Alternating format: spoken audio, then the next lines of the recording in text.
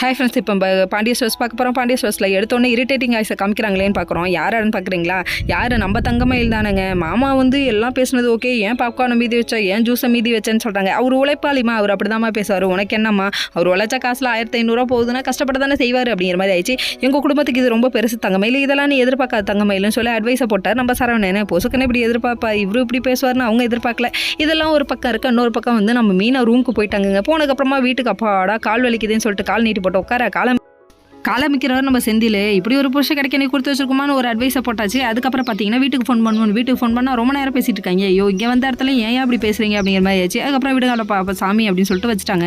அதுக்கப்புறம் பழனி இருக்காரு, பழனி வெளியே நின்றுட்டு இருக்க, நம்ம கதிரும் நின்றுட்டு இருக்காரு. அப்போ வந்து சித்தப்பான்னு சொல்லி ஐஸ் வைக்கிறாங்க. ராஜு எதுக்கு ஐஸ் வைக்கிறான்னு தெரில, என்ன விஷயம்னு சொல்லி கேளுன்னு கதிர் சொன்னதுக்கு, ஐஸா இல்லை என் பொண்ணு எனக்கு ஐஸ் வைக்க மாட்டா, நீ ஐஸ் வச்சியாமா அப்படின்னு சொல்லி கேட்குறாங்க. அதுக்கப்புறம் தான் டியூஷனுக்கு ஆளை பிடிச்சிட்டு வரணும் அப்படின்னா, இதுக்கு தான் ஐஸ் வச்சா அப்படின்னு சொல்கிறாங்க. நீ எனக்கு ஐஸ் வச்சியாமா? இல்லை சித்தப்பா, அவன் கிடக்கிறான் அப்படின்னு சொல்லிட்டாங்க. கடைசியில் மிளகா அரைக்க ஆரம்பிச்சிட்டிங்களே என் தலையிலும் அப்படிங்கிற மாதிரி ஆயிடுச்சு. அதுக்கப்புறம் டியூஷனுக்கு பிள்ளைங்களை பிடிச்சிட்டு வாங்கன்னு சொல்லிட்டாங்க. என்னையா நடக்குதுங்க அப்படிங்கிற மாதிரி ஆயிடுச்சு. சரி விடு, ஐஸ் வச்சாலும் நம்ம பிள்ளைங்க தானே அப்படின்னு சொல்லிட்டு அதுக்கப்புறம் அட்ஜஸ்ட் பண்ணிட்டு அவர் போய் டியூஷனுக்கு பிள்ளைங்களை கொண்டு வந்து கொடுத்துட்டாரு. கொடுத்ததுக்கப்புறம் உனக்கு என்னம்மா, எனக்கு என்ன பெனிஃபிட் இதில் அப்படின்னு சொல்லி கேட்க, 10 பேரை சேர்த்து விட்டா ஒத்தாள் பீஸை உனக்கு தரேன்னு சொல்லிட்டாங்க.